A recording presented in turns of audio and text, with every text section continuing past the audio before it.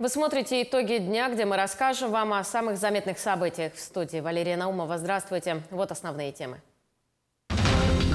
Повышение образовательных результатов учащихся. Опыт реализации проекта в сфере образования в республике может использоваться и в других удаленных регионах России. Ознакомиться с миром студенчества до поступления. Факультет довузовского образования и профориентации СВФУ предоставляет такую возможность. Что это за проект и на кого рассчитан? С 1 января по всей стране реализовывается выдача единых пособий на детей. Размер помощи индивидуальный. Как проходит внедрение нового вида пособий в Якутии? В Ленской поликлинике появились ступенькоходы. Теперь пациенты с ограниченными возможностями смогут преодолеть даже несколько этажей. Традиционное зажжение и эстафета огня. До старта вторых зимних международных спортивных игр «Дети Азии» осталось 44 дня.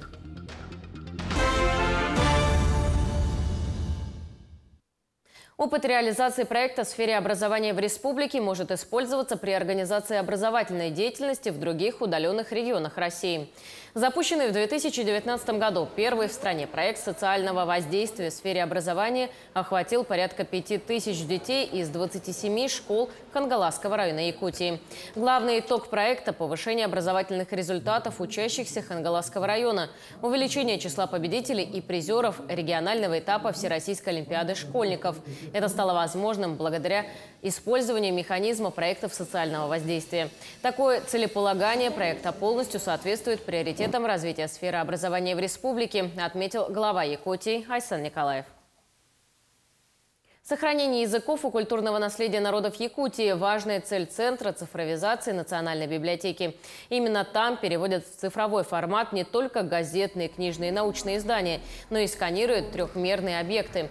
Центр цифровизации реализует 5 проектов. Это электронный ресурс «Радио Ланхо», интерактивный музей языков народов республики, цифровая библиотека и проект «Культурный код». Сейчас все материалы в Центр доставляют из книжного фонда библиотеки. В скором времени начнут оцифровывать каталоги Национального художественного музея, видео и аудиокассеты из архивов Высшей школы музыки. А также совместно с Центром СИМЭХ создают цифровой фонд художественных промыслов Якутии. Наш центр цифровизации он нацелен на оцифровку практически любых материальных объектов, материальных и нематериальных объектов, включая утварь, одежду, ювелирные украшения, музыкальные инструменты, и все, что описывает культуру, скажем, народов Якутии. Вот всем этим должен заниматься наш центр цифровизации. Не только в количественном показателе, но и в качественном. То есть мы уже в 2022 году сделали этот шаг. Мы теперь оцифровываем гораздо больше объектов, чем могли, скажем, в 2021 или в 2020 году. И вот эта работа будет продолжаться. И этот контент можно использовать абсолютно в разных проектах. И этих проектов будет с каждым годом все больше и больше. Уже на сегодняшний день можно говорить о существовании таких проектов, как «Радио Ланхо», допустим, «Энциклопедия Якутии», «Культурный код Якутии», электронная библиотека «Книгака». Ознакомиться с миром студенчества до поступления. Такую возможность на протяжении четверти века предоставляет факультет довузовского образования и профориентации. Слушателями курсов могут стать как учащиеся школ, так и выпускники прошлых лет. Занятия с новой группой начнутся 16 января. Подробнее о проекте расскажет Мария Кардашевская. Что делать, если единые государственные экзамены уже сданы, а абитуриент передумал и решил кардинально сменить будущую профессию? Отвечаем. На факультете довузовского образования и профориентации не только проводят профориентационные занятия и тесты на определение подходящей профессии, но и готовят к необходимым для этого экзаменам. Слушатель технического профиля Владимир Федоров признается, что на курсах он подтянул свои знания в предметах, которые раньше казались ему сложными. В школе я хотел быть переводчиком. После чего окончил школу, потом поступил на переводчика все-таки. Окончил учебу и решил поменять стезю. И уже пошел на технический. Благодаря учителям направление математики, информатики для меня дается легче уже. Перед началом образовательной программы слушатели сдают репетиционный экзамен. Затем в течение обучения и по его окончании. Как правило, результаты не заставляют себя долго ждать. Очень хорошо готовят к экзаменам по структуре самого экзамена. Я готовлюсь по 3 дисциплинам, по русскому, химии и биологии. Я учусь с октября, и мои знания заметно улучшились. Если до этого я химию знала на 17 баллов, то сейчас у меня на 50 точно есть, стабильно. И по биологии, и по русскому тоже. По русскому было хорошо, но сейчас прям, думаю, на 90 сдам хотя бы. Всего на подготовительном отделении есть 5 профилей обучения. Это гуманитарный, технический, социально-экономический, общеобразовательный и медико-биологический. В рамках профиля слушателям предоставляется на выбор 3 основных предмета, необходимых для поступления. Кроме того, предусмотрены бюджетные места по 13 категориям. Этим слушателям предоставляются места в общежитии и ежемесячно выплачивается стипендия. Это дети-сироты, дети, оставшиеся без попечения родителей, дети-инвалиды, инвалиды первой и второй группы, а также есть категория граждан, которые служили по контракту, непрерывная, которая деятельность должна быть не менее 3 лет, а также по призыву служившие и поступающие к нам по рекомендациям командиров. Для удобства слушателей длительность программы обучения делится по 3 отделениям. Очная форма длится в течение полного учебного года с октября по июль. Иностранные граждане обучаются летом. А 16 января стартует полугодовая образовательная программа, которая продлится до 1 июля. Для зачисления необходимо подать заявление до 13 января включительно. Мария Кардашевская, Григорий Хлопков, Якутск. Электронную версию большого толкового словаря якутского языка запустили в республике. Институт гуманитарных исследований и проблем малочисленных народов Севера Саран запустил электронную версию 15-томного большого толкового словаря якутского языка с программной оболочкой. Наличие базы такого рода будет способствовать оптимизации исследовательских работ как в области филологии, так и в области IT в части создания различных программных продуктов. В целом электронная версия словаря ориентирована на широкий круг пользователей всех возрастов, в том числе и на людей с ограниченными возможностями по зрению. В Алмазном крае стало на 7 жителей больше. За новогодние каникулы в Мирнинском районе родились 5 мальчиков и 2 девочки. Торжественная выписка первого новорожденного в этом году состоялась в роддоме Мирного. Он родился 4 января. Сотрудники администрации Мирнинского района поздравили родителей малыша по имени Лев и подарили маме специальный комплект новорожденного. Наборы по инициативе главы района Александра Басырова заказаны в рамках муниципальной программы Мирнинского района «Доброжелательный к детям». Каждый набор отмечен эмблемой, где россыпь из 9 алмазов символизирует муниципалитет Алмазного края, а лисичка с малышом – материнство. Этот комплект для новорожденного включает в себя меховой комбинезон, меховой конверт, распашонки, где-то первые предметы необходимости на первое время для самих новорожденных. И они будут вручаться в торжественной обстановке всем жителям, новорожденным в Мирнинском районе. С 1 января по всей стране реализовывается выдача единых пособий на детей. Размер помощи составляет от 50 до 100% от прожиточного минимума в зависимости от нуждаемости семьи. Как проходит внедрение нового вида пособий в Якутии, узнала Галина Чекурова. Единые пособия являются ежемесячными выплатами для семей с низкими доходами, для женщин, вставших на учет в ранние сроки беременности, и родителей детей от 0 до 17 лет. Так, с 9 декабря в офисных центрах «Мои документы» начался прием заявок на данный вид помощи. Для единого пособия действует правило нулевого дохода и имущества, так же, как и для выплат от 8 до 17 лет. Кроме того, будет учитываться занятость так родителей, мамочки, так и ее супруга. Учитываются доходы за последние 12 календарных месяцев, предшествующих одному календарному месяцу перед месяцем подачи заявления. Дети и родители при этом должны быть гражданами Российской Федерации и иметь постоянную прописку на территории России. Специалисты отметили, что помощь продолжит осуществляться гражданам, подавшим заявки после 1 января 2022 года до 1 января текущего, до окончания срока по прежним правилам. Всего в первый день работы с данными выплатами в Центр «Мои документы» поступило 84 заявки на получение единого пособия по всей республике. А к этому же дню через социальный фонд положительные решения приняты уже по 459 заявкам. Услугу можно получить у нас во всех офисах Центра «Мои документы» по республике. Для удобства граждане могут записаться предварительно на сайте mvc.saha.ru, а также через колл-центр. При себе гражданам необходимо иметь документы. Это документы, подтверждающие личность, паспорт гражданина РФ, свидетельство о рождении на всех детей. А если ребенок старше 14 лет, то обязательно паспорт, а также ИНН и СНИЛС, а также необходимые документы, подтверждающие семейное положение, и документы об опеке и усыновлении. Стоит отметить, что внутри республики также предусмотрена дополнительная помощь для оказания финансовой поддержки семьям Якутии. У нас в республике главой принято решение, оно озвучено в послании главы республики, о том, что для семей в случае, если даже при назначении такого единого пособия, тем не менее семья по объективным причинам останется в трудной жизненной ситуации и ее доходы не выйдут из, значит, так скажем, за пределов прожиточного минимума, такой семье будет предоставлена дополнительная адресная социальная помощь на основе социального контракта. Отметим, что в постановлении Российской Федерации, которое было принято в конце декабря 2022 года, принято решение о том, что доходы мобилизованных граждан не будут учитываться при расчете доходов для назначения единого пособия. Галина Чекурова, Павел Пахомов, Георгий Григорьев, Якутск. Глава республики Айсен Николаев рассмотрел предварительные итоги финансово-хозяйственной деятельности ГУП ЖКХ республики и водоканал за 2022 год, а также поставил задачи на ближайшую перспективу. В частности, глава региона поручил правительству разработать механизмы стимулирования энергоэффективности. Были затронуты темы федерального проекта «Чистая вода», реализуемого компанией «Водоканал». На сегодняшний день продолжается реализация второго этапа строительства водозаборного сооружения в Алекминске и начато строительство системы водоснабжения в селах Амга и Алтан Самгинского улуса. Как отметил Айсен Николаев, планомерная работа сейчас ведется с Министерством ЖКХ и энергетики. Оптимизируются старые нефтяные котельные, строятся новые, принимаются прогрессивные технологические решения.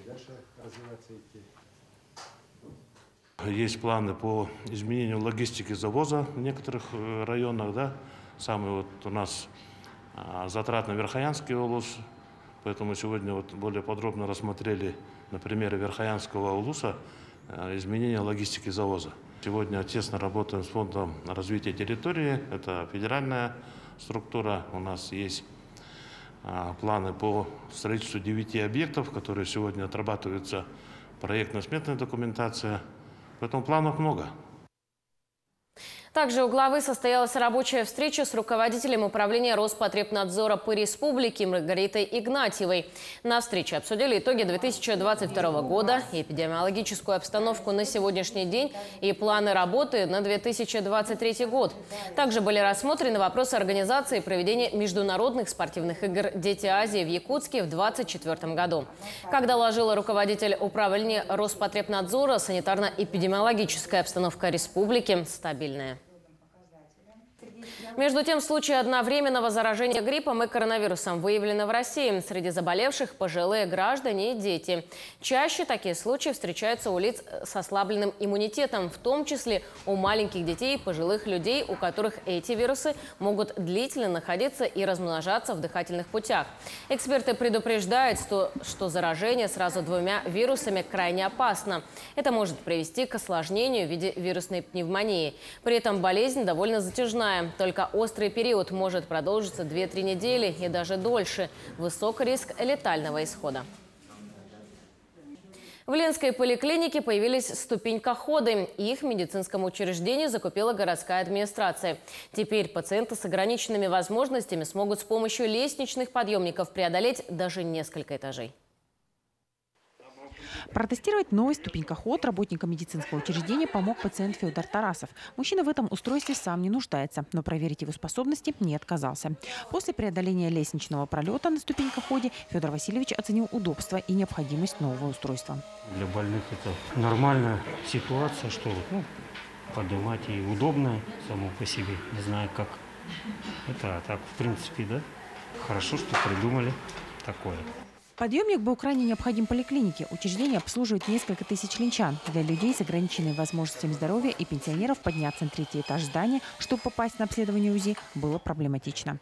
С помощью ступенькохода мы можем поднимать пациентов, которые сами не могут подняться на 2-й, 3-й этажи, да, так как у нас здание предназначено вообще для санатория, да, и оно нам предоставлено. Мы не можем вот сейчас поднимать своих пациентов на 2-й, 3-й этаж. Теперь подъем станет быстрым и легким. Транспортировать на лестничном подъемнике пациента будет медицинский персонал. Само устройство довольно тяжелое, поэтому медсестрам приходится управлять им вдвоем. Но они умело и быстро справляются.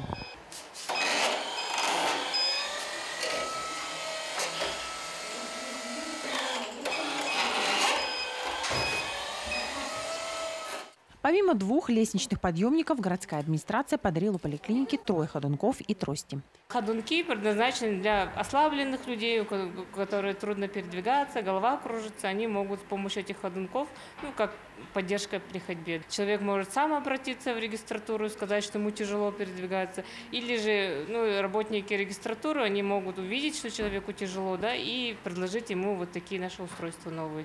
Все эти устройства уже доступны для пациентов с ограниченными возможностями. Их, как уже сказала, исполняющий обязанности заместителя главного врача предоставляет любому пациенту по его требованию. Главное не стесняться, а обратиться за помощью к медицинскому персоналу поликлиники.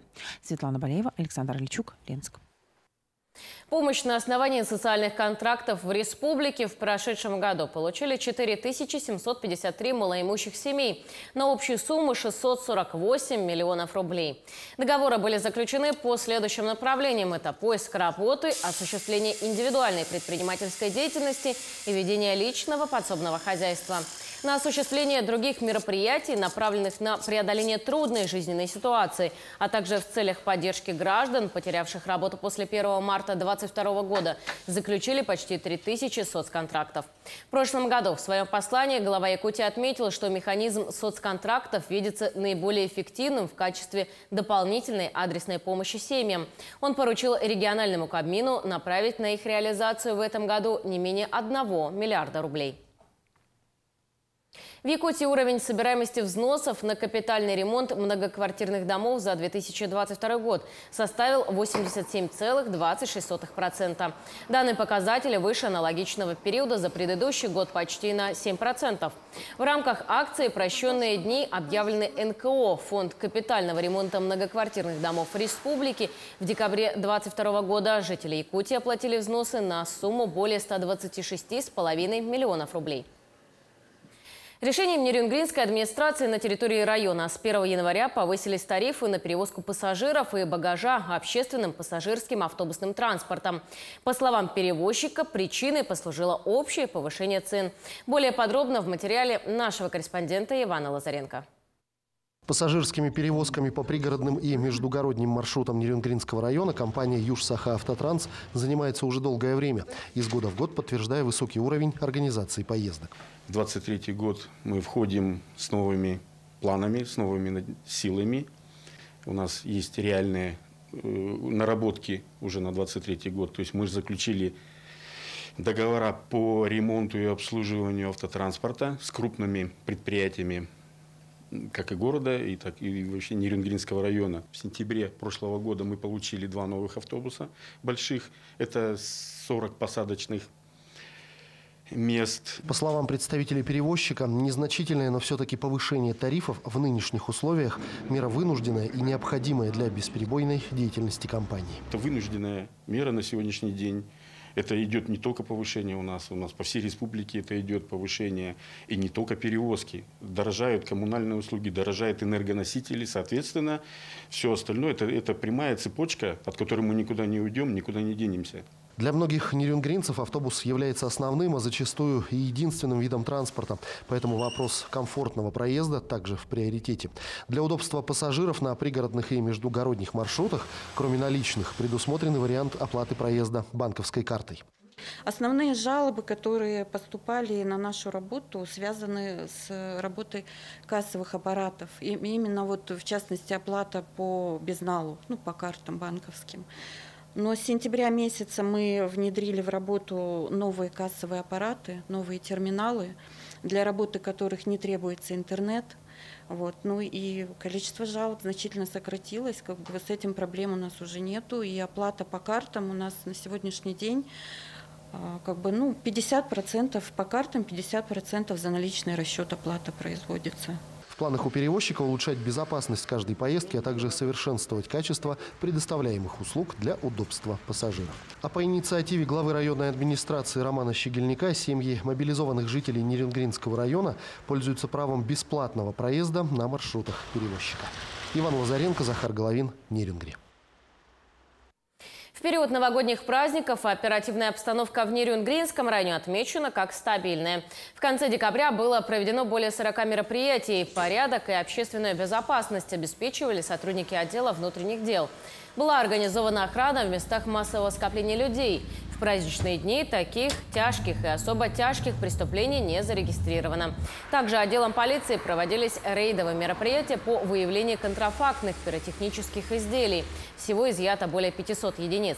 Неутешительной остается обстановка с дистанционным мошенничеством. Только за первые дни Нового года жители Нерюнгри, став жертвами интернет-преступления, лишились более 3 миллионов рублей. Обращаясь к горожанам города Нерюнгри, призываю к бдительности, внимательности в местах скопления граждан, а также не поддаваться на уловки мошенников, которые на постоянной основе уже город Нерюнгри подвергается преступным их посягательств. Призываем горожан быть бдительными и внимательными, не поддаваться мошенническим действиям со стороны злоумышленников. Первый в Якутии крематорий заработает в конце января. Мощность объекта позволит проводить до 10 кремаций в сутки. Об этом сообщил начальник управления инвестиций и проектной деятельности окружной администрации города Андрей Владимиров. Сейчас происходит отбор сотрудников. Всего поступило 267 резюме. Ранее сообщалось, что средняя стоимость кремации тела составит 30 тысяч рублей. Крематорий на территории городского кладбища по Маганскому тракту начали строить в апреле прошлого года. Его площадь составляет более 313 квадратных метров. В одноэтажном здании разместились прощальный зал, помещения для хранения урн, отдельные технологические помещения для подготовки умерших и зал кремации. Предприятие Туймада «Нефтегаз» открыло новое крупное газоконденсатное месторождение в Алекминском районе. Месторождение было открыто при бурении на Мухтинском лицензионном участке. Извлекаемые запасы газа оцениваются почти в 35 миллионов кубометров. Новое открытие должно положительно и в кратном размере повлиять на общий рост объема добычи газа в последующей перспективе. Одно из главных преимуществ расположения нового месторождения: вблизи находится магистральный газопровод «Сила Сибири» и нефтепровод ВСТО, отметил первый замминистра промышленности и геологии Якутии Михаил Кириллин. Настольную развивающую игру «Тай» в переводе с якутского «Отгадай». На национальную тематику изобрели сотрудники пединститута СВФУ. В наборе игры 16 игральных карточек с изображениями на тему времен года, охоты, быта, национальных убранств и другое. А также 28 плоских фигурок, изготовленных методом 3D-печати. На каждой из карточек присутствует от 1 до 3 бесцветных силуэтов, соответствующих формам фигурок в наборе. При этом специалисты рекомендуют играть в «Тай» всей семьей. Пока с помощью набора можно разыграть 8 сценариев. Однако, как сообщают авторы, в дальнейшем планируется расширение возможностей игры. Теперь о спорте. Якутский футболист Артем Соколов отправился на сборы в составе «Крыльев Советов». Ранее появились слухи о переходе спортсмена в другой клуб. Футболист из Якутии Артем Соколов проведет сборы в Турции вместе с командой «Крылья Советов». Он также сыграет контрольные матчи против 2 футбольных клубов. Всего на сборы приглашено более 30 футболистов самарского клуба. Отметим, что 19-летний полузащитник в этом сезоне РПЛ сыграл 12 матчей, отметившись одной голевой передачей. Следующий матч «Крыльев Советов» после зимнего перерыва запланирован 4 марта против московского «Динамо» в гостях. 44 дня осталось до старта вторых зимних международных спортивных игр «Дети Азии». В этом году игры пройдут на территории Кемеровской области. Первым официальным мероприятием игр «Дети Азии-2023» станет церемония зажжения огня игр, которая традиционно пройдет на территории национального парка Ленские столбы 21 января. На следующий день в Якутске пройдет эстафета огня. Прославленные спортсмены Якутии и ветераны спорта пронесут факел по улице Кирова от памятника Петру Бекетова с финишем в Ледовом дворце Илей Ботур. Команду Якутии на играх представят 62 спортсмена в 6 видах спорта. Это хоккей, шорт-трек, фигурное катание, горнолыжный спорт, сноуборд и лыжные гонки. Сейчас спортсмены вышли на финишную прямую тренировочных и подготовительных мероприятий. Наши спортсмены проходят учебные тренировочные сборы и участвуют и в дальневосточных соревнованиях. В основном подготовка сейчас проходит на Дальнем Востоке, в Сибири, в Новосибирске, в Екатеринбурге, в городах Дальнего Востока, в Южно-Сахалинске, в Владивостоке.